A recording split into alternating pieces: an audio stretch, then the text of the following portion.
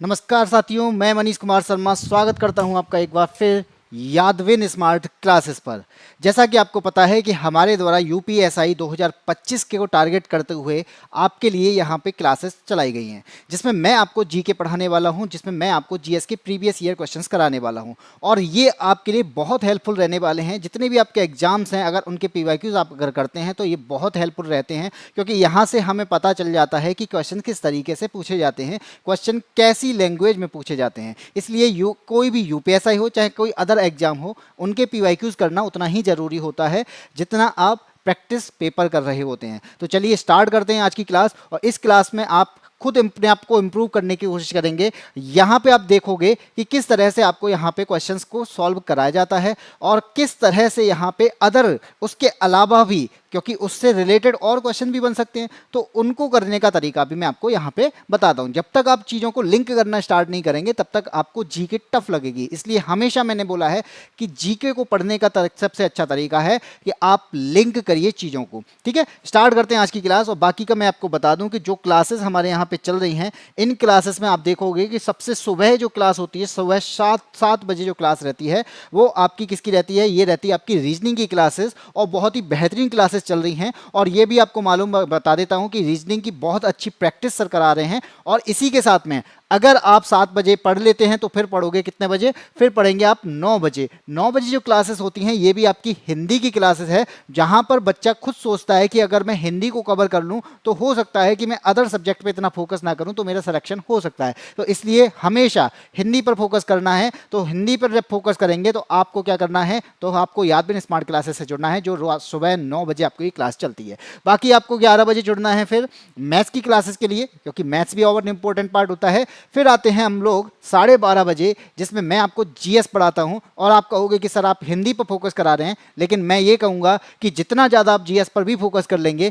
क्योंकि यहां से ये बोनस पॉइंट होता है, क्योंकि इसका जो सिलेबस है वो वाइड होता है और इस चीज़ को लोग करते हैं कम, यानी पढ़ाई इसकी कर लेते हैं कम। और जब जिस चीज़ की पढ़ाई कम कर लें, हम उस चीज़ में अगर आगे बढ़ जाएं, तो मुझे लगता है कि हमारे लिए कंपटीशन थोड़ा सा क्या हो जाता है? कम हो जाएगा। इसलिए जीएस पर फोकस हमेशा ज़्यादा करना चाहिए, क्योंकि यही है जो बोनस पॉइंट दिलाएगा। हिंदी की तैयारी सब करेंगे, मैथ्स की तैयारी सब करेंगे, रीजनिंग की तैयारी सब करेंगे, लेकिन जो पार्ट है जीएस का, इसकी तैयारी करने में लोग सोचते हैं क्योंकि मुझे बहुत ज़्यादा पढ़ना है। तो इसलिए मैं कहता हूँ कि फोकस करो इस चीज़ों पर। अब बढ़ते हैं आज के पहले क्वेश्चन पे। क्वेश्चन नंबर 1 आपके सामने यहाँ तक चुका है।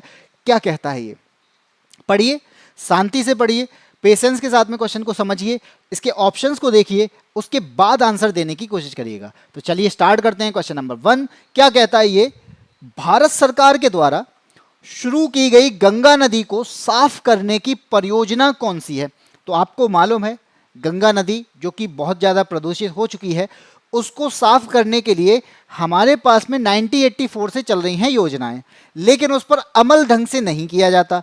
इसी के साथ में आते हैं 2014 में मोदी सरकार, और जैसे ही मोदी सरकार आती है तो उस टाइम पे क्या होता है? एक परियोजना लाई जाती है, और उस परियोजना में क्या होता है? उस परियोजना के अंतर्गत हमसे क्या बोला जाता है कि हम यहाँ पे जो सीवरेज है, यानी सीवरेज जितना भी आपका है, जो आपका मल टाइप का जो होता है, इसके लिए क्या करेंगे? इसका ट्रीटमेंट करेंगे। ठीक है, इसके अलावा और क्या करेंगे भाई? आपको पता होना चाहिए रिवर की जो सरफेस है, उस रिवर की सरफेस को क्या कर दें? क्लीन कर दें, तो क्या होगा? ऊपर का पानी भी धीरे धीरे क्या हो जाएगा? साफ हो जाएगा। ये इनका मानना है। ठीक है, अगर हम नदी के तट का विकास कर दें, यानी हम यहाँ पे जो तट होते हैं उनका अगर विकास कर दें, तो कहीं ना कहीं गंदगी कम होगी, तो हो सकता है पानी यहाँ पे क्या हो जाए? पानी यहाँ पे साफ हो जाए।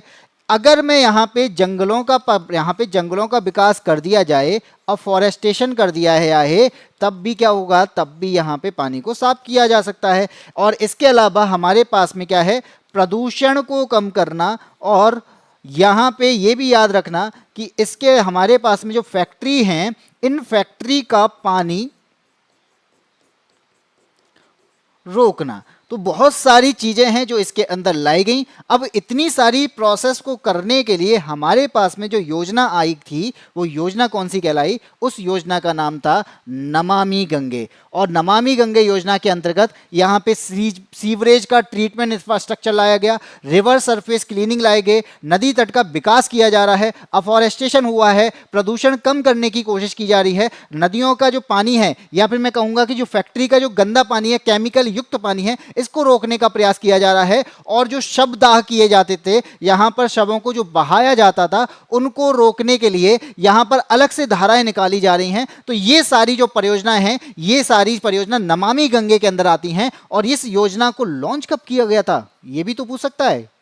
अगर इतना पूछ रहा है तो भाई जून 2014 को याद कर लेंगे कि जून 2014 में यहां पर नमामि गंगे परियोजना आई थी, जो कि इसके मेन पिलर हैं वो ये सब हैं जिसमें हम गंगा को साफ करने का प्रयास कर रहे हैं। और आपको मालूम होना चाहिए गंगा के अंदर कौन सा बैक्टीरिया है जो पाया जाता है जिसकी वजह से गंगा थोड़ी सी प्रदूषित ज्यादा हो रही है, और कौन सा ऐसा वायरस है जो इसको क्या करता है, बैक्टीरिया को खत्म करने का प्रयास करता है। जल्दी से आप कमेंट करिए, तब तक बढ़ते हैं हम आगे। शिखा सिंह गुड आफ्टरनून। और आंसर आपने दे दिया ऑप्शन नंबर सी, बिल्कुल सही आंसर दिया है।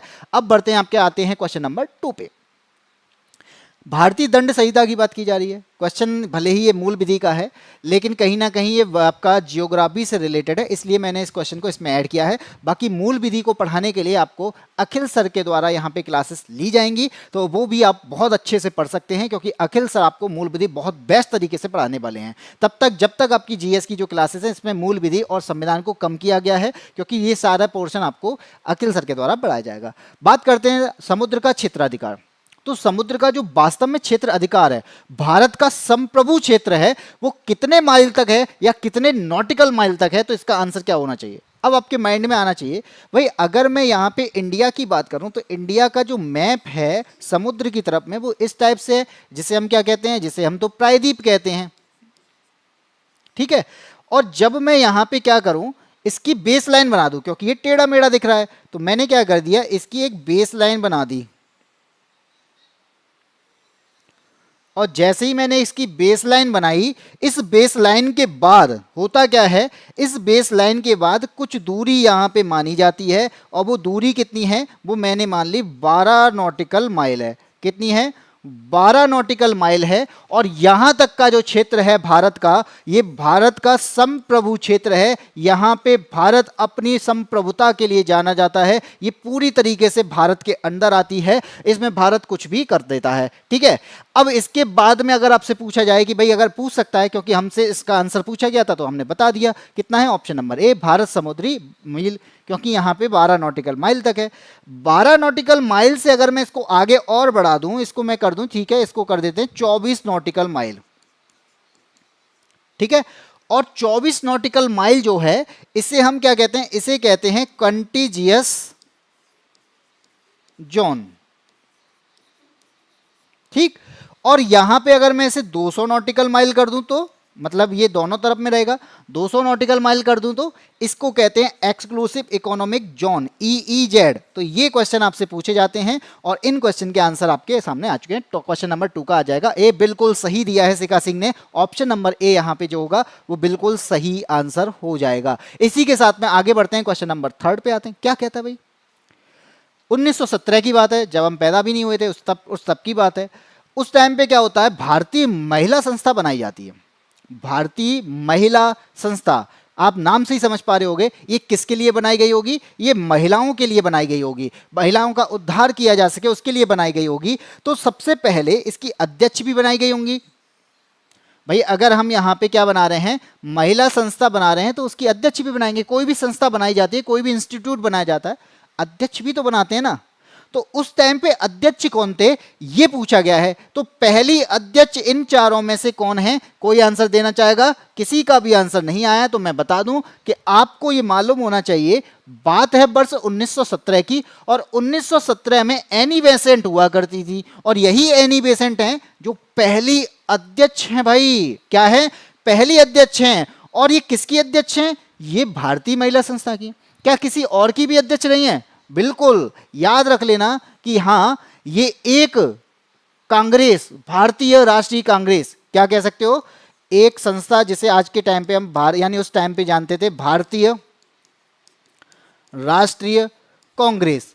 अब उस टाइम पे क्या था, ये उसकी अध्यक्ष बनी थी, ठीक है। लेकिन अध्यक्ष कौन है, ये तो महिला है, तो हो सकता है ये पहली अध्यक्ष हो। बिल्कुल, ये क्या है, ये पहली महिला अध्यक्ष बनी थी। क्या बनी थी, पहली महिला अध्यक्ष ये बनी थी। और कब बनी थी भाई, बात है 1917 की ही। ये 1917 में किसकी बन जाती हैं, ये जहां पर भारतीय महिला संस्था की अगर अध्यक्ष बनी है तो वहीं पर ये क्या है, कलकत्ता अधिवेशन में 1917 में एक अधिवेशन होता है जिसका नाम था कलकत्ता अधिवेशन। और उस कलकत्ता अधिवेशन में ये क्या बन जाती हैं, अध्यक्ष बनती हैं। किसकी अध्यक्ष बनती हैं, ये राष्ट्रीय कांग्रेस की भी अध्यक्ष बन जाती हैं और उसकी भी ये पहली महिला अध्यक्ष बनती हैं। तो आपसे यहाँ पे दो क्वेश्चन आपके समझ में आ चुके होंगे। एनी बेसेंट जो है भारतीय महिला संस्था की भी अध्यक्ष बनी थी 1917 में, वहीं पर भारतीय राष्ट्रीय कांग्रेस की भी महिला अध्यक्ष बनी थी पहली, ठीक है। तो कलकत्ता अधिवेशन की बात है, इसलिए इसका आंसर क्या हो जाएगा, ऑप्शन नंबर ए। और क्या कह रहे हो, प्रेजेंट में कौन है, तो आप अभी जानते होंगे कि मल्लिकार्जुन खड़गे जो इस टाइम पे कांग्रेस के अध्यक्ष हैं प्रेजेंट टाइम में। और आप पहले राहुल गांधी हुआ करते थे, लेकिन आज के टाइम पे मल्लिकार्जुन खड़गे हैं, जिसके बाद में या फिर कह सकते हो कि आगे जाके फिर भी राहुल गांधी ही बनने हैं। चलिए आगे बढ़ते हैं, क्वेश्चन नंबर आते हैं अगले पर। क्वेश्चन नंबर 4 क्या कहता है, पढ़ो। भारत की बात कर रहा है, चलिए भारत के संविधान की बात कर रहा है, ये भी बात सही है। 1946 की बात कर रहा है, तो दिमाग में लगा लेना क्या, संविधान बना तो नहीं था उस टाइम पे, तो इसके लिए क्या की गई होती, संविधान सभा बनाई गई होगी, ठीक है। 1946 में कैबिनेट मिशन योजना के तहत गठित की गई संविधान सभा। अब इस संविधान सभा में संविधान को तैयार करने के लिए कुछ समितियां बनाई गई। क्या किसी एक ने संविधान बनाया था, नहीं, किसी एक ने संविधान नहीं बनाया था। यहां पर समितियां थीं, बहुत सारी समितियां थीं, उन समितियों ने मिलकर यहां पे काम किया था। इस वजह से यहां कह सकते हो कि वो समितियां कितनी थीं, तो ये याद रख लेना कि कौन सी, यहां पे ऑप्शन आपके सामने आ रहा है, आपके दिमाग में ये आना चाहिए कि आपका यहां पे आंसर क्या रहना चाहिए। तो मैं आपको बता दूं, तो यहां पर आपको पता होना चाहिए संविधान सभा का जो गठन हुआ था वो कब हुआ था, ये क्वेश्चन पूछा जाता है। मैं आपको इसलिए बता दे रहा हूं क्योंकि जो क्वेश्चन पूछे जाते हैं मैं उनको भी लेके चलूंगा। 6 दिसंबर को हुआ था, डेट कितनी थी, 1946 की, ठीक है। इसकी पहली बैठक होती है, बिल्कुल होती है, चलिए ये भी याद कर लेते हैं भाई, गठन हुआ है तो बैठक भी होगी और पहली बैठक याद की जाती है ज़्यादातर। तो 6 के बाद ये कितने दिन बाद, 3 दिन बाद, तो 9 दिसंबर को ये क्या कर लेते हैं, इसकी बैठक कर लेते हैं। और ये भी डेट कितनी थी, 1946 की, ठीक है। अब होता क्या है, संविधान सभा बनाने के लिए यहाँ पे टोटल समितियां जो बनाई जाती हैं ना, वो 22 समितियां बनाई जाती हैं। अब आप कहोगे सर क्वेश्चन में आंसर तो है ही नहीं 22 वाला, तो बिल्कुल नहीं है, लेकिन अब इस समितियों का रोल है, कुछ तो होंगी बड़ी समितियां और कुछ होंगी छोटी समितियां, यानी कमेटी बनाई गई, कुछ तो बड़ी कमेटी होंगी, कुछ छोटी होंगी। तो याद रखना कि यहाँ पे जो बड़ी कमेटी है ना वो कितनी थी, तो वो तो 8 थी, और वहीं पर छोटी कमेटी कितनी थी, वो 13 थी। ना तो यहाँ पे बड़ी की बात की गई है, ना यहाँ पे छोटी की बात की गई है, तो इसलिए हमारे पास में जो आंसर निकल के आता है वो 13 निकल के आता है। इसलिए इसका आंसर क्या हो जाएगा, ऑप्शन नंबर सी हो जाएगा। तो आप जब इस बात पर ध्यान दें कि कमेटी की बात की जाती है तो टोटल कमेटी तो 22 रखी गई थी। अब इसमें रोल निभाते ना भाई, तेरा रोल बड़ा है, तेरा रोल छोटा है, तो बड़े और छोटे के हिसाब से भी बांटा गया। तो बड़ी कमेटी कितनी थी, 8 थी, छोटी कमेटी कितनी थी, 13 थी। तो यहां पर कमेटी ने मिलकर संविधान बनाया, ठीक है। और इन सभी समितियों के लिए, यानी संविधान सभा के लिए, यहां पे कहेंगे कि यहां पर संविधान के लिए हम यहां पर जानते हैं कि कितनी कमेटियों ने काम किया, तब जाके ये संविधान बन पाया। आया समझ, ठीक है। तो आगे बढ़े, क्वेश्चन नंबर आता है 5। और 5 क्या कहता है, बात करता है ब्लीचिंग पाउडर की। भाई ब्लीचिंग पाउडर होता क्या है, दिमाग में लगाना यार, ब्लीचिंग पाउडर का फॉर्मूला होने चाहिए। तो मैं आपको बता दूं, ब्लीचिंग पाउडर का जो फॉर्मूला होता है वो होता है CaOCl2 होता है। और जब आप इसकी बात करेंगे तो मुझे बनाना भी तो यही है, तो किससे बनेगा, यानी कोई ऐसी गैस होगी, उस गैस को अगर मैं शुष्क चूने के साथ में गुजार दूं तो ये बन के तैयार हो जाएगा। अब दिमाग लगाना कि क्या होगा ऐसा कि मैं शुष्क चूने के साथ में, तो सबसे पहले शुष्क चूने का पता होना चाहिए। अब मैं ये कहूँ शुष्क चूना यानी बुझा हुआ चूना, इसका भी फॉर्मूला होता है? हाँ जी होता है। किसी क्या होता है? CaOH का होल ट्वाइस, ये बुझा हुआ चूना होता है। मुझे बुझे हुए चूने से इसको बनाना है, तो बताओ कौन सी गैस की जरूरत पड़ेगी? तो मैंने ले लिया CaOH का होल ट्वाइस, ठीक है, ले लिया। अब इसके साथ में कौन सी गैस लूं? तो भाई इसके पास में तो क्लोरीन जुड़ा है, लेकिन इस फॉर्मूले में क्लोरीन नहीं है, तो कहीं ना कहीं मुझे किसकी जरूरत पड़ेगी?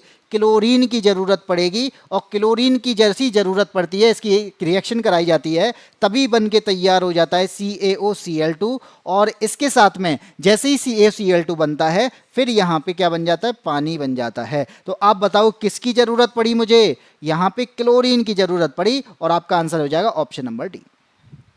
आ गया समझ? बिल्कुल। गुड आफ्टरनून ऋतु कुमारी, शिखा सिंह का आंसर आ चुका, ऑप्शन नंबर डी बिल्कुल सही आंसर है। याद रखना कि जब भी हमें किसी भी चीज से कोई भी चीज बनानी हो, तो मुझे पहले दोनों के फॉर्मूले पता होना चाहिए। तो मैंने बोला कि ब्लीचिंग पाउडर तो CaOCl2 होता है, कभी कभी यहाँ पे इसका रासायनिक नेम दे दिया जाता है। अब आप कहेंगे रासायनिक नेम क्या होता है? तो रासायनिक नेम वो होते हैं जिससे ये पहचाने जाते हैं। जैसे अगर मैं कहूँ कैल्शियम है इसके साथ में, हाँ जी Ca है, तो इसे मैं कह सकता हूँ कैल्शियम। आप देखोगे यहाँ पे ऑक्सीजन है, तो मैं इसे क्या कहूँगा? इसे कर दूंगा ऑक्सी। और इसके साथ में क्लोरीन जुड़ा है, तो इसे मैं कह दूंगा क्लोराइड। तो यहाँ पे इसका एक रासायनिक नाम बनता है कैल्शियम ऑक्सी क्लोराइड या कैल्शियम हाइपोक्लोराइड। यही है ब्लीचिंग पाउडर का फॉर्मूला, ब्लीचिंग पाउडर का रासायनिक नाम। और इसका ही यूज होता है कपड़ा उद्योग में, इसका ही यूज होता है कागज के उद्योग में। और यहाँ पे CaOH का होल्ड है, जैसे बुझा हुआ चूना कहते हैं, जो कि क्या होगा? इसे कह देंगे कैल्शियम हाइड्रोक्साइड।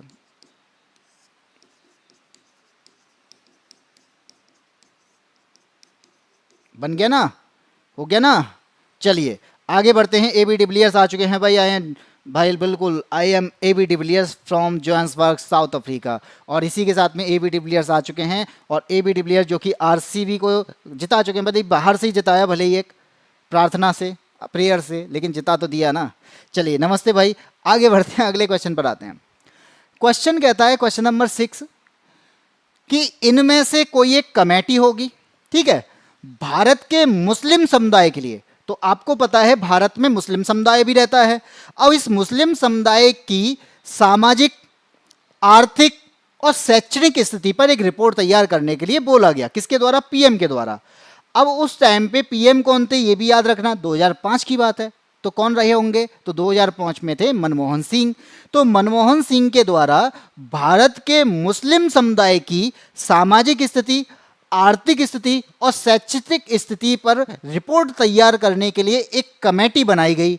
अब उस कमेटी की स्थापना और कमेटी का नाम क्या था और कमेटी के अध्यक्ष कौन थे, अगर ये पूछा जाए तो आप क्या बताओगे? नमस्ते भाई, मुद्रल समिति बताया है मनमोहन सिंह थे। तो भाई थोड़ा सा आपका गलत हो गया था, क्योंकि यहाँ पे याद रखना कि जब मैं यहाँ पे कमेटी की बात कर रहा हूँ, तो पहले सबसे पहले क्या होगा? इनके अध्यक्ष पता होने चाहिए, ठीक है। चलिए मैं बात कर लेता हूँ, अध्यक्ष हैं कौन है। तो उस टाइम पे जो अध्यक्ष थे वो कौन थे? वो थे राजेंद्र सच्चर। अब आप खुद सोचो कि जब इनका नाम सच्चर है, यही अध्यक्ष हैं, तो क्यों ना मैं इनकी कमेटी का नाम भी क्या कर दूं? तो कमेटी का नाम भी मैं सच्चर नहीं कर सकता क्या? बिल्कुल कर सकते हैं, नाम से भी हम कर सकते हैं। तो इस कमेटी का नाम क्या था? सच्चर समिति थी। और इसकी जो स्थापना की गई थी, तो आप सभी जानते हैं बात है कब की? 2005 की। तो अब लेकिन 5 की थी स्थापना, तो कब हुई थी? स्थापना हो जाती है 2006 में। बात आती है 2005 में, रिपोर्ट पेश की जाती है कब? यानी इसकी स्थापना नहीं, ये रिपोर्ट कब पेश की जाती है? 2006 में पेश की जाती है। इसी में बताया जाता है कि मुस्लिम समुदाय की जो सामाजिक स्थिति है, इसमें समाधान क्या करने चाहिए, इनके सुझाव क्या हैं, इनकी प्रॉब्लम क्या है, इनकी आर्थिक स्थिति क्या है, शैक्षिक स्थिति क्या है, इस पर पूरी रिपोर्ट तैयार करके दी। किसने वो तैयार की? सच्चर समिति ने। इसके अध्यक्ष थे राजेंद्र सच्चर, जो कि 2006 में इन्होंने रिपोर्ट पेश की थी और 2005 में इसकी स्थापना की गई थी। आया सर? कोई बात नहीं, गलत हो जाता है भाई। शिखा सिंह का आंसर आ चुका है डी, बिल्कुल सही आंसर है। इसी के साथ में आगे बढ़ते हैं क्वेश्चन नंबर 7 पर। अब बताओ, ये तो भाई मुझे लगता है ये तो सब बहुत अच्छा क्वेश्चन है, क्योंकि कई बार आप ये डिमांड लगा सकते हैं कि राष्ट्रपति सभी की नियुक्ति करते हैं, जो भी राष्ट्रपति हमारे यहाँ बनते हैं वो चाहे कोई भी बन जाए सभी की नियुक्ति यही करेंगे, लेकिन ऐसा नहीं होता है। यही क्वेश्चन पूछ लिया गया कि राष्ट्रपति के द्वारा किसकी नियुक्ति नहीं की जाती है। तो अब आप यहां पे बताओगे क्या कि आप देखोगे कैबिनेट सचिव बनते हैं, बिल्कुल राष्ट्रपति के द्वारा नियुक्त होते हैं। संघ लोक सेवा जो आयोग होता है ना, यूपीएससी जो होता है, उसके जो अध्यक्ष बनाए जाते हैं बिल्कुल राष्ट्रपति के द्वारा नियुक्त किए जाते हैं। राज्यों के जो राज्यपाल हैं ये भी राष्ट्रपति के द्वारा नियुक्त किए जाते हैं। भारत के जो सीजेआई हैं, मुख्य न्यायाधीश हैं, ये भी राष्ट्रपति के द्वारा नियुक्त किए जाते हैं। तो कौन है इनमें से जो राष्ट्रपति के द्वारा नियुक्त नहीं किया जाता? और यहां पे क्या कह दिया है, डिविलियर्स ने आंसर दे दिया है, लोकसभा का जो अध्यक्ष होता है वो क्या होता है, लोकसभा का अध्यक्ष ये राष्ट्रपति के द्वारा नियुक्त नहीं किया जाता, ये सदस्यों द्वारा चुना जाता है। तो इसमें राष्ट्रपति की कोई भी भूमिका नहीं होती है। तो आज बता सकते हो लोकसभा अध्यक्ष प्रेजेंट टाइम में कौन है? तो आंसर दो जल्दी से, क्या आंसर होगा इसका कि प्रेजेंट टाइम में लोकसभा अध्यक्ष कौन है, राष्ट्रपति कौन है, और बाकी के ये याद कर लेना। रितु कुमारी ने अभी आंसर दे दिया ऑप्शन नंबर बी, बिल्कुल सही बात है।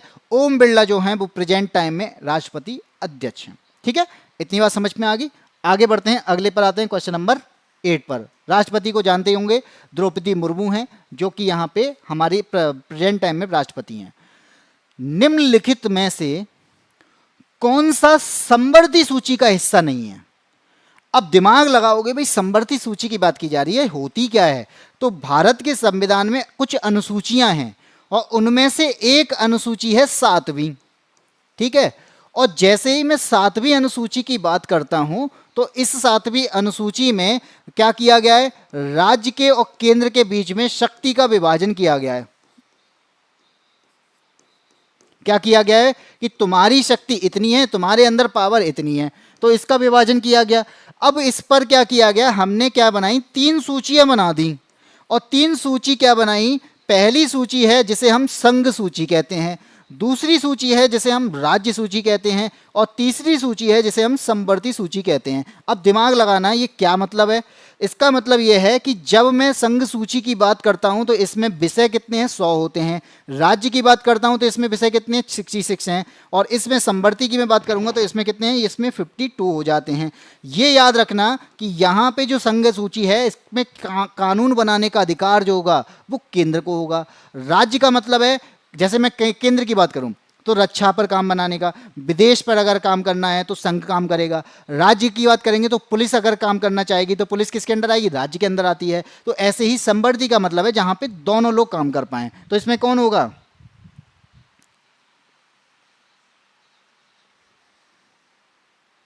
तो कौन सा होगा, इंडियन पीनल कोड? भाई नहीं, गलत आंसर है। तो जो आपके शस्त्र होते हैं ना, ये पूछा गया है, संवर्ती सूची का हिस्सा नहीं है। तो आपको पता है दंड प्रक्रिया संहिता, इस पर दोनों कानून बना सकते हैं। फौजदारी कानून होता है, भारतीय दंड संहिता, इन पे कानून बन सकते हैं। लेकिन जो भारत की तरफ से यानी शस्त्र खरीदे जाते हैं, अग्नेय शस्त्र जो होते हैं, गोला बारूद जो होते हैं, इस पर जो काम किया जाता है ये केंद्र सरकार करती है। ये आपका संवर्ती सूची का हिस्सा नहीं है, ये संघ सूची का विषय है। आप कोई भी हथियार खरीदते हो, आग कोई भी गोला बारूद खरीदने जाते हो, आज के टाइम पे जैसे अगर मैं कहूँ मिसाइल्स हम खरीदते हैं, आज के टाइम पे हम यहाँ पे हेलीकॉप्टर लेते हैं, फाइटर प्लेन लेते हैं, ये किसके हिस्से में आते हैं, ये संघ सूची का विषय है। तो इसका आंसर क्या हो जाएगा, इसका आंसर हो जाएगा ऑप्शन नंबर बी। आगे बढ़ते हैं, क्वेश्चन नंबर 9। ये एक फैक्ट बेस्ड क्वेश्चन है, इसका आंसर डायरेक्ट आना चाहिए कि किम्बरले सोने की खदानें कौन से महाद्वीप में स्थित हैं। किम्बरले खदान है जो वैसे तो हीरे के लिए प्रख्यात है, लेकिन उसमें सोना भी पाया जाता है, इसलिए सोने की जो खदान है ये कहाँ पर पाई जाती है ये पूछा जा रहा है। किसी का आंसर नहीं है, तो याद रखना ये किम्बरले सोने की जो खदान है ना, ये अफ्रीका महाद्वीप में मिलती हैं।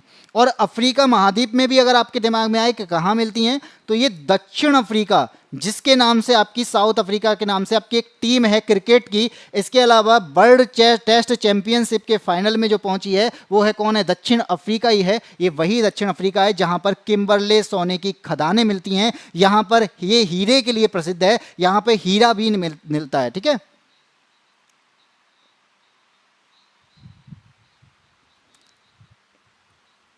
चलिए आगे बढ़ते हैं, क्वेश्चन नंबर आता है 10। पूछा क्या गया है, ऐसी कौन सी इनमें से पहली मुगल इमारत है जो शुद्ध संगमरमर से बनी है?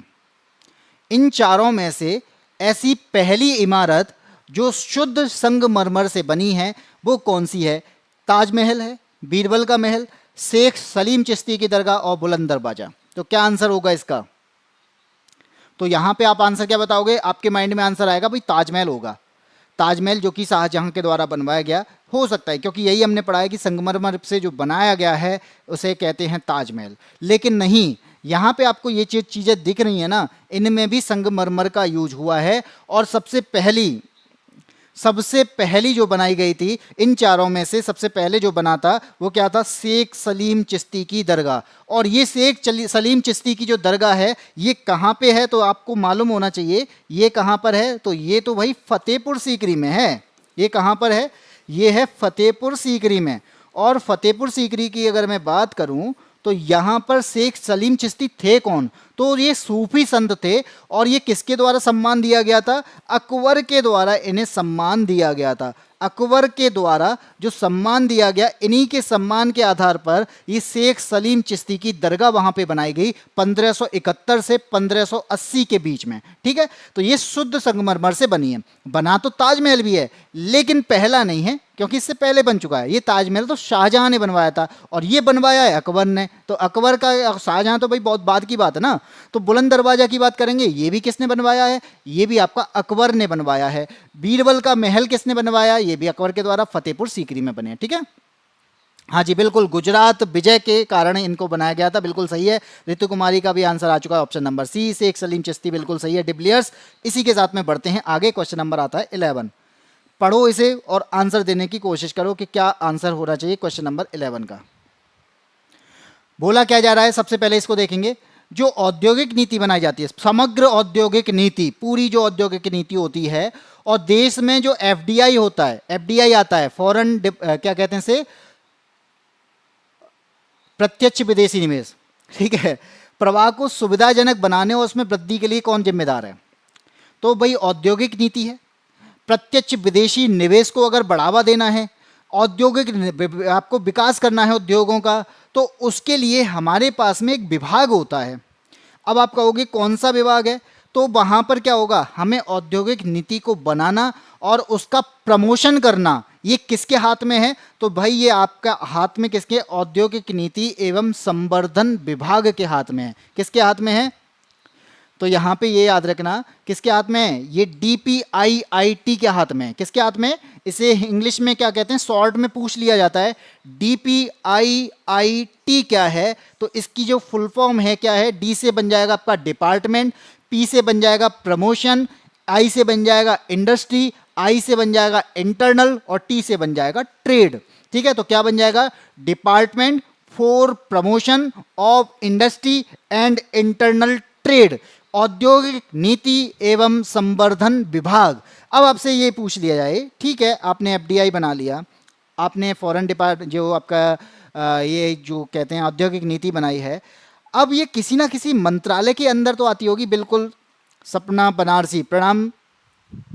तो आपसे अगर मैं ये कहूं कि DPIIT है, ये किस मंत्रालय के अंतर्गत आता है? ये तो विभाग है ना, ये जो है ना ये तो विभाग है, एक डिपार्टमेंट है। लेकिन ये डिपार्टमेंट किसी ना किसी मंत्रालय के भी तो अंतर्गत आता होगा। बताओ क्या नाम होगा उसका? बताओ सपना बनारसी, कि ये जो विभाग है ये किस मंत्रालय के अंतर्गत आता है। और अगर मैं उस मंत्रालय की बात कर रहा हूं तो आपको मंत्रालय का नाम बताना है और मंत्रालय के नाम के साथ साथ उसका मंत्री कौन है ये भी बताना है। जल्दी से बताओ कि जो औद्योगिक नीति बनाई जा रही हैं उसका जो डिपार्टमेंट है अगर ये है तो इसका मंत्रालय कौन सा है, इसके मंत्री कौन से हैं? कोई आंसर नहीं दे रहा। इतना तो जान लिया करो। अगर मैं मंत्रालय की बात करूं तो ये औद्योगिक नीति बनाने का काम किसका होता है भाई? ये वाणिज्य मंत्रालय के अंतर्गत आती है। किस मंत्रालय के अंतर्गत आती है? वाणिज्य मंत्रालय के अंतर्गत आती है। और प्रेजेंट टाइम में इसके मंत्री कौन है? तो वो मंत्री हैं पीयूष गोयल। इतना तो बता दिया करो कम से कम। पता ही नहीं है किसी को, कोई बात नहीं है, बता दिया। चलिए आगे बढ़ते हैं, क्वेश्चन नंबर आता है 12। हमें इसमें से ऐसा एक सॉफ्टवेयर बताना है, एक एप्लीकेशन सॉफ्टवेयर बताना है जो इन चारों में से कोई एक है। हमें यहाँ पे चार ऑप्शन दिखाई दे रहे हैं, इन चारों में से केवल एक है जो एक एप्लीकेशन सॉफ्टवेयर है, बाकी तीन कुछ और भी हो सकते हैं। क्या आंसर हो सकता है? हाँ जी बिल्कुल, पीयूष गोयल, जो कि आपके इस टाइम पे प्रेजेंट टाइम पे कौन है? वाणिज्य मंत्रालय यानी कॉमर्शियल मिनिस्टर हैं इस टाइम पे। इन्हीं के अंतर्गत डीपीआईआईटी आता है, औद्योगिक नीति का जो विभाग है वो भी इसी के अंतर्गत आता है। ठीक है, डॉस, एबी डिविलियर्स ने बताया है डॉस, DOS। तो आपको एक बात मालूम होनी चाहिए, एबी डिविलियर्स बैट, जो एबी डिविलियर्स वास्तव में वाला रियल वाला जो एबी डिविलियर्स बैट घुमा सकता है, भी कंप्यूटर की जानकारी थोड़ी होगी उसे। ये क्या है? एप्लीकेशन सॉफ्टवेयर की बात हो रही है। इन चारों की मैं बात करूंगा तो ये आपका ऑपरेटिंग सिस्टम होता है भैया। ये क्या है? डिस्क ऑपरेटिंग सिस्टम होता है। ये ऑपरेट करने के काम आता है, ना कि ये सिस्टम यानी एप्लीकेशन सॉफ्टवेयर नहीं है ये कोई। उबंटू की बात करेंगे तो उबंटू भी क्या है? एक ऑपरेटिंग सिस्टम है। मैं माइनेक्स की बात करेंगे, ये भी क्या है? एक ऑपरेटिंग सिस्टम है। ये CAD क्या है? ये CAD ही है, एक सॉफ्टवेयर। इसे कहते हैं कंप्यूटर एडेड डिजाइन। इस सॉफ्टवेयर का नाम क्या है? फुल फॉर्म पूछी जाए तो क्या बताओगे? C से हो जाएगा कंप्यूटर, A से हो जाएगा एडेड और D से हो जाएगा डिजाइन। और इसके द्वारा आप समझ सकते हैं, एडिट डिजाइन का मतलब है कि कोई डिजाइन बनाई जा रही होगी, हो सकता है कोई ड्राइंग बनाई जा रही होगी, तो कैड का यूज करते हैं। कैड का यूज ही इसीलिए किया जाता है जिससे डिजाइन बनाई जा सके। ठीक है, बिल्कुल। बैट घुमाना ही अच्छे तरीके से आता है, बात घुमाना नहीं आता है। ठीक है, चलिए आगे बढ़ते हैं। क्वेश्चन नंबर आता है 13। अब आ जाते हैं क्वेश्चन नंबर 13 पे।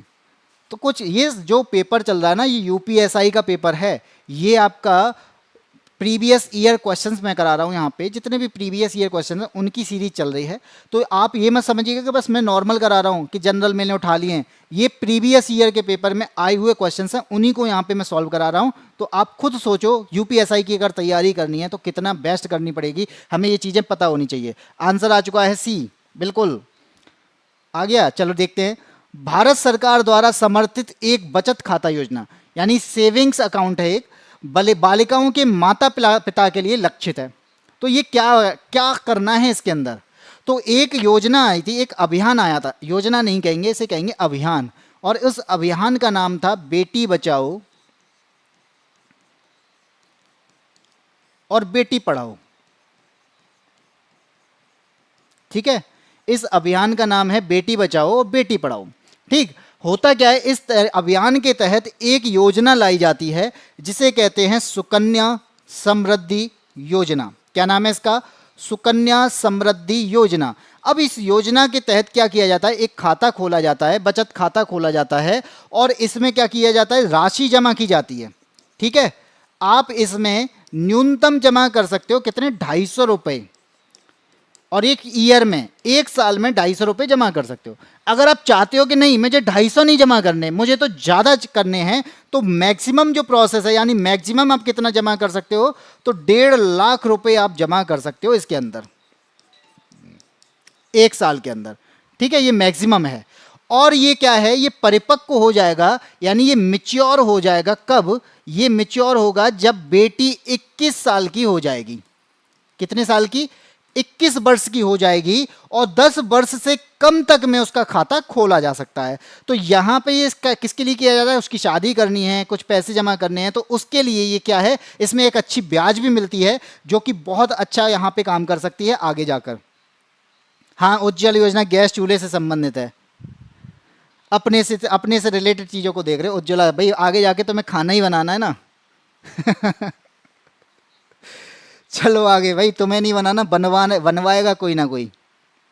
आगे बढ़ते हैं। क्वेश्चन नंबर 14 बात करता है यहाँ पे भारत का वो ऐसा कौन सा अधिनियम है जो जंगली जानवर, पक्षी और पौधों की सुरक्षा प्रदान करता है।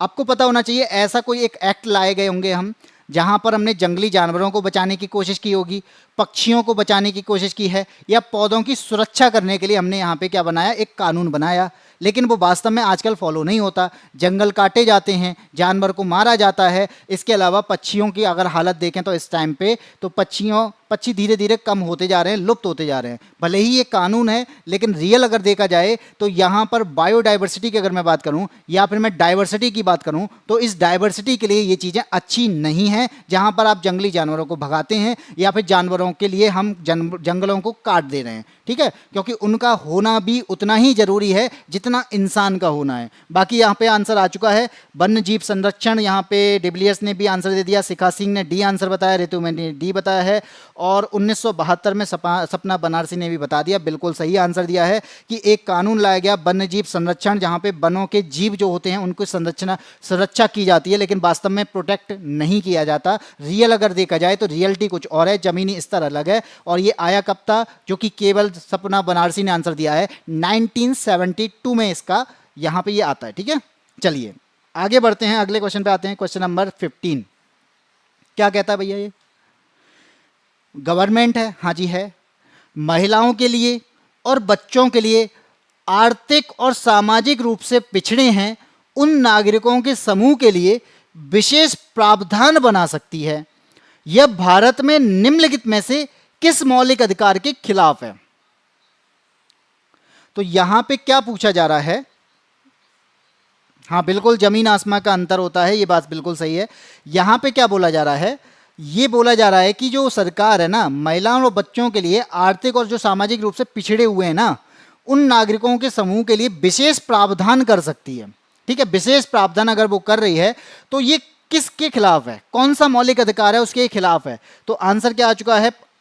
ए बी डिविलियर्स का आंसर आ चुका है 15(3), सपना बनारसी कह रही है आर्टिकल 14। बाकी का मैं बता दूं कि ये जो आपका आर्टिकल है ना, ये 15 में आता है, आर्टिकल 15 का क्लॉज 3 है, बिल्कुल सही दिया है ए बी डिविलियर्स ने। और ये किसके अधिकार के खिलाफ है? समानता के अधिकार के खिलाफ है। ऑप्शन नंबर ए यहाँ पे सही हो जाएगा, क्योंकि 15(3) क्या कहता है?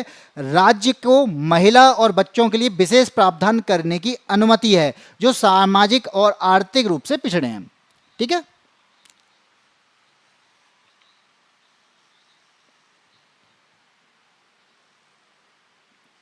चलिए आगे बढ़ते हैं। क्वेश्चन नंबर आता है 16, पढ़िए और आंसर देने की कोशिश कीजिए। कंप्यूटर से संबंधित ये क्वेश्चन है। इंटरनेट के बारे में मुझे लगता है आप सभी जानते होंगे, और यहाँ पे इंटरनेट का प्रौद्योगिकी आविष्कार है जिसमें रोजमर्रा की वस्तुओं को नेटवर्क से जोड़ा जाता है। आप सभी जानते हैं आज के टाइम पे हम चीज़ों को नेटवर्क पर यानी इंटरनेट पर लेकर आ रहे हैं। रोज वाली चीज़ें हैं, चाहे वो मसाले हों, चाहे वो रोज की ज़रूरतों वाली चीज़ें हों। आजकल तो गोबर के जो उपले होते हैं ना, वो भी आपको वहाँ पे मिल जाते हैं। अगर आपकी आज के टाइम की मैं बात करूँ तो एक छोटी से छोटी दवाई भी वहाँ पे मिल जाती है। तो ये किसके अंतर्गत आ सकती है? जिससे वे डेटा बेच सकें, प्राप्त कर सकें। ये क्या साइबर युद्ध है, या क्लाउड प्लेटफॉर्म है, या हैकिंग है, या वस्तु अंतरजाल है, इंटरनेट ऑफ थिंग्स है? क्या आंसर होगा? ए बी डिविलियर्स और सपना बनारसी का आंसर आया है, बिल्कुल ऑप्शन नंबर क्या हो जाएगा? डी हो जाएगा, बिल्कुल सही दिया है। वस्तु अंतरजाल है जिसके अंदर हम क्या करते हैं, रोजमर्रा की वस्तुओं का एक क्या बना रहे हैं, एक डेटा बना रहे हैं, एक जाल बना रहे हैं जो कि इंटरनेट से जोड़ा जा रहा है। इसे इंटरनेट ऑफ थिंग्स भी कहा जाता है, जिसे हिंदी में वस्तु अंतरजाल कहा जाता है, क्योंकि एक प्रकार का जाल ही तो है, ये भी तो एक प्रकार का जाली है, एक प्रकार का नेटवर्क ही तो है, जहां पर आप रोजमर्रा की चीज़ों को सामने देख पाते हो कि मुझे ये ज़रूरत है और मैं इस चीज़ को खरीद सकता हूं। चाहे वो आप किसी भी वेबसाइट पे जाके, भाई अगर कपड़े भी की ज़रूरत है तो मिंत्रा पे चले जाते हैं, मिंत्रा के अलावा हम फ्लिपकार्ट पे चले जाते हैं, अमेजोन पे चले जाते हैं। तो ये सारी चीज़ें क्या हैं, एक तरीके से थिंग्स हैं इंटरनेट पर जो दिख रही हैं। आगे बढ़ते हैं क्वेश्चन नंबर 17 पे। बहुत दिन बाद सर आपका दर्शन हुआ है। मैं तो रोजाना क्लासेस लेता हूं, आप लोग ही बहुत दिन बाद आए होगे। क्लासेस मेरी रोजाना होती हैं। हाँ जी, जीएस की क्लास में मैं पहली बार बहुत टाइम बाद आया हूं। बाकी साइंस की क्लासेस शाम को 6 बजे चलती हैं, अगर आपने नहीं देखी हो तो देख सकते हो। क्वेश्चन नंबर 17 की बात करते हैं। पंचायती राज व्यवस्था, इसकी 3 स्तरीय संरचना है। पंचायती राज व्यवस्था है। त्रिस्तरीय प्रणाली को लाने वाले कौन थे? बलवंत राय मेहता। कौन थे? इनकी सिफारिश पर त्रिस्तरीय प्रणाली लेके आई गई थी। मैं लिख देता हूं, बलवंत राय मेहता समिति। ठीक है, इसकी सिफारिश पर क्या लाया गया, त्रिस्तरीय प्रणाली लाई गई, जिसका नाम है यानी पंचायती राज व्यवस्था में त्रिस्तरीय प्रणाली। और त्रिस्तरीय प्रणाली में आप देखोगे, अगर मैं जिला के स्तर पे बात करूं, अगर मैं यहां पे जिला के स्तर पे बात करूं तो आप देखोगे परिषद बनता है, जिसे हम कहते हैं जिला परिषद। ठीक है, क्या बनेगा, जिला परिषद बनेगा। जिला के बाद एक जिले में आप देखोगे कहीं कहीं कहीं ब्लॉक होते हैं, तो उसे हम क्या कहते हैं, खंड कहते हैं। और एक ब्लॉक के अंदर क्या होगा, उसे कहेंगे क्या, पंचायत समिति कहते हैं। क्या कहते हैं इसे, पंचायत समिति कहते हैं। और अगर मैं यहां पे क्या कर दूं, एक ग्राम की बात करूं, तो ग्राम के अंदर क्या बनता है, ग्राम पंचायत बनती है। तो आपसे ये पूछा जा रहा है कि इन तीनों में निम्नतम स्तर कौन सा है। तो भाई जिला तो पूरे जिले की बात कर रहा है, जिले के अंदर कई सारे ब्लॉक होते हैं, एक ब्लॉक के अंदर कई सारे गांव होते हैं, तो निम्नतम स्तर क्या होगा, तो निम्नतम स्तर हो जाएगा आपका ग्राम पंचायत, ऑप्शन नंबर डी। आया समझ। वैसे हम वर्तमान में ग्राम पंचायत प्रधान है जो, और इस बार भी हमें चुने जाएंगे। अच्छा, बहुत बढ़िया भाई है। ग्राम पंचायत के प्रधान एबी डिविलियर्स, साउथ अफ्रीका से। पंचायती राज गांधीवादी व्यवस्था पर आधारित है। सरपंच, जिला परिषद, सबसे पहला ग्राम पंचायत का चुनाव 1959 में नागौर जिले के बगदरी गांव में हुआ था। बहुत अच्छी बात है। मैथ की क्लास कब होती है सर, तो मैथ की क्लासेस जो होती हैं, अगर यूपीएसआई के लिए बात करूं तो 11 बजे आपकी क्लासेस होती हैं, जो कि सुबह 11 बजे होती है। अगर ग्रुप डी की तैयारी की बात कर रहे हैं तो ये ग्रुप डी की जो क्लासेस हैं ये कब होती हैं, ये आपको शाम को 7 बजे मिलेंगी। ठीक है, चलिए आगे बढ़ते हैं, अगले क्वेश्चन पे आते हैं। क्वेश्चन नंबर आता है आपका अगला, क्या कहता है, पढ़िए से। किस प्रमुख देश की पूंजी भारतीय पूंजी बाजार चल निधि को चलाने वाली है।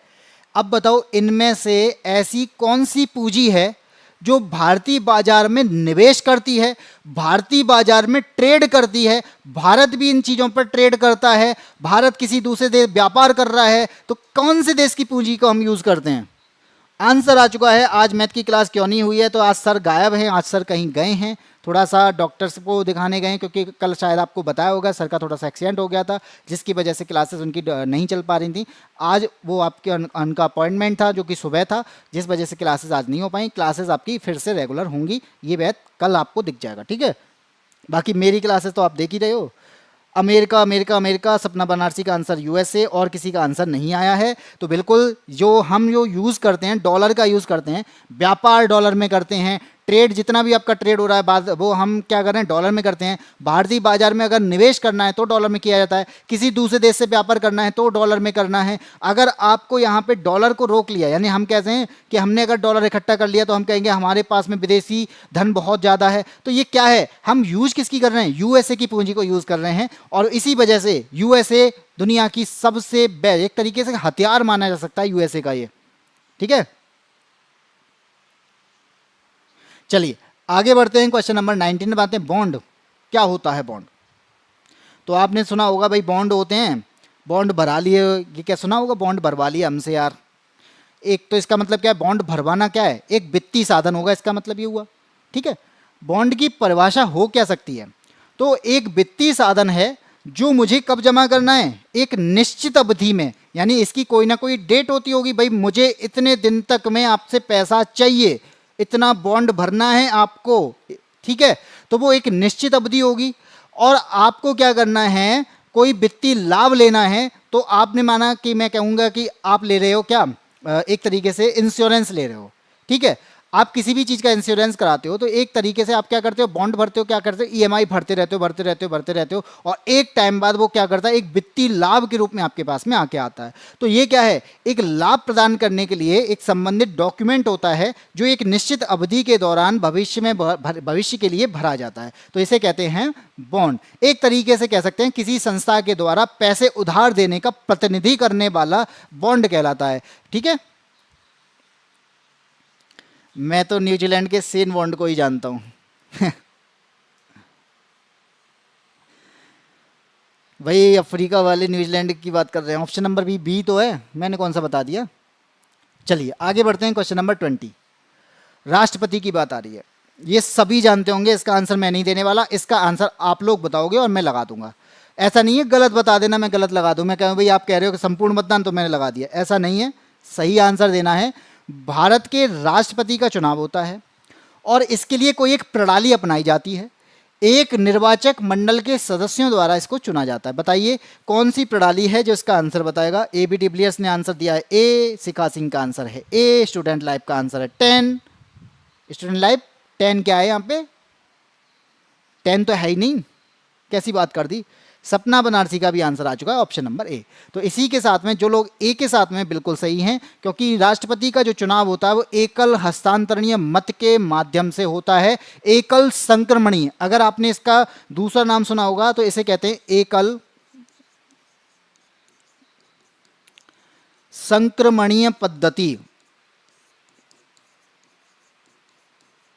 ठीक है, ये हो गया आपका क्वेश्चन नंबर 20 का आंसर, जो कि सब ने दिया है। नेट स्लो है पता नहीं, आंसर सबके जल्दी आ रहे हैं, पर कोई बात नहीं, आपस में इस बात की तो कोई ज़्यादा जल्दी भेज देता है, कोई बाद में भेजता है, लेकिन आ तो जाता ही है। बस इतना है कि फोकस रहना चाहिए। क्वेश्चन नंबर 21, स्वतंत्र भारत में स्थानीय सरकार होती है, आप सभी जानते हैं। गांव में सरकार होती है, जिला स्तर की सरकार है, तो कहीं ना कहीं आपके दिमाग में आएगा ये तो पंचायती राज की बात कर रहा है, अभी हमने पढ़ा था। ठीक है, को वर्ष किस वर्ष में 73वें और 74वें संविधान संशोधन के माध्यम से पंचायती राज प्रणाली के तहत औपचारिक रूप से दिया गया था? बताइए। अनुच्छेद 54 में निर्वाचक मंडल होता है, बिल्कुल। राष्ट्रपति का अनुच्छेद 55 में चुनाव की रीति है, 56 में कार्यकाल है, 57 में 1992 बिल्कुल सही आंसर है। इसका जो आंसर होगा 1992 होगा। अब आपकी बात कहूं कि इस बारे में 73वां और 74वां संविधान संशोधन किया गया था। अब यहाँ पे 1992 में ये हुआ, यहाँ पे बात की गई किसकी? स्थानीय सरकार की। और स्थानीय सरकार कौन सी होती है? जो हम यहाँ पे अभी बात कर रहे थे भाई, जिले में जो हम जिले की बात कर रहे हैं या शहर की बात कर रहे हैं या फिर ग्राम की बात कर रहे हैं। ठीक है, शहर या ग्राम की बात कर रहे हैं। अब आपसे मैं कहूँ कि यहाँ पर 24 अप्रैल की बात आती है, ये तो 92 की कह दिया, 24 अप्रैल 1993 का दिन आता है। होता क्या है इस दिन? जब हमने पंचायती राज प्रणाली के तहत औपचारिक रूप दे दिया, तो अब क्या करेंगे? लागू भी तो करना होगा। तो पंचायती राज अधिनियम कब लागू हुआ?